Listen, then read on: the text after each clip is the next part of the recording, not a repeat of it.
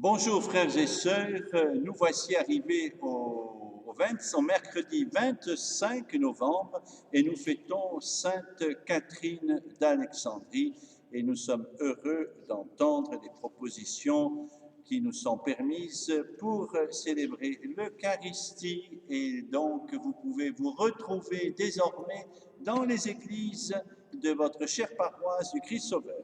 Donc, nous fêtons aujourd'hui, mercredi 25, Sainte Catherine d'Alexandrie.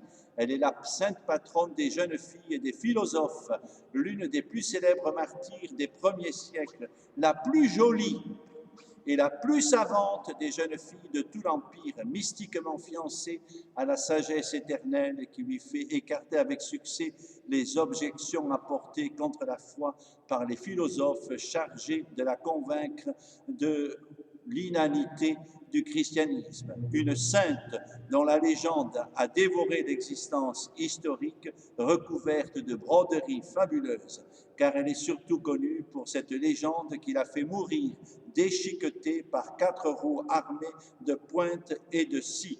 Très populaire au Moyen-Âge, retenez bien ceci, Sainte Catherine fut l'une des voix de Sainte Jeanne d'Arc et son culte reste très vivant au monastère situé au pied du mont Sinaï où les anges l'ont porté. Alors, bonne fête à toutes les Catherines. Et voici l'évangile de ce jour. Évangile de Jésus-Christ selon saint Luc. En ce temps-là, Jésus disait à ses disciples, « On portera la main sur vous et l'on vous persécutera. On vous livrera aux synagogues et aux prisons. On vous fera comparaître devant des rois et des gouverneurs à cause de mon nom. Cela vous amènera à rendre témoignage. Mettez-vous donc dans l'esprit que vous n'avez pas à vous préoccuper de votre défense. C'est moi qui vous donnerai un langage et une sagesse à laquelle tous nos adversaires ne pourront ni résister ni s'opposer. Vous serez livrés même par vos parents, vos frères, votre famille et vos amis, et ils feront mettre à mort certains d'entre vous. Vous serez détestés de tous à cause de mon nom, mais pas un cheveu de votre tête ne sera perdu. C'est par votre persévérance que vous garderez votre vie. Acclamons la parole de Dieu. Louange à toi, Seigneur Jésus. Et voici la méditation de ce mercredi 25 novembre. On portera la main sur vous. Les apôtres demandaient des signes, et en voilà un. Eh bien, le signe, c'est la persécution. On vous fera comparaître devant des rois et des gouverneurs à cause de mon nom. Le nom, signe de contradiction. Nom que l'on bafoue, le nom que l'on rejette. Le nom, cela, c'est le symbole de la personne. Il représente notre personne. Les mêmes apôtres qui avaient entendu Jésus leur annoncer cela quelques années plus tard sortiront du grand conseil tout rempli de joie d'avoir été jugés dignes de supporter des outrages à cause du nom de Jésus. Pourtant, pas plus que nous, les apôtres n'aimaient les outrages et les souffrances. Alors, pourquoi les apôtres étaient-ils remplis de joie? Cela vous donnera l'occasion de porter témoignage.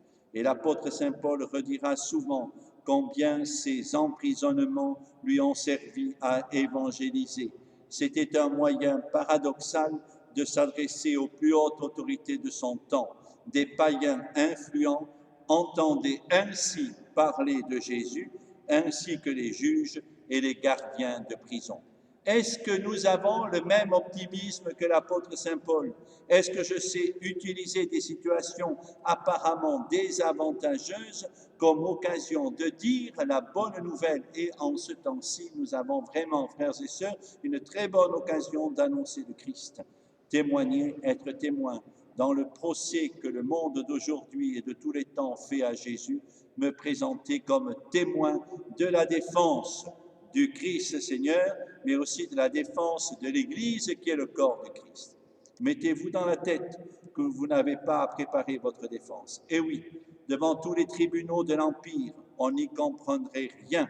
Ils étaient très étonnés parce que c'était des gens sans instruction. Pas un cheveu ne tombera de votre tête. Vous direz que pour votre curé, le Seigneur n'a pas beaucoup de difficultés. Mais persévérance, patience, joie malgré tout.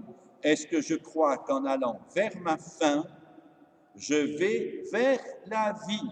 Frères et sœurs, nous allons vers la vie et un grand amour nous attend. Amen. Alléluia.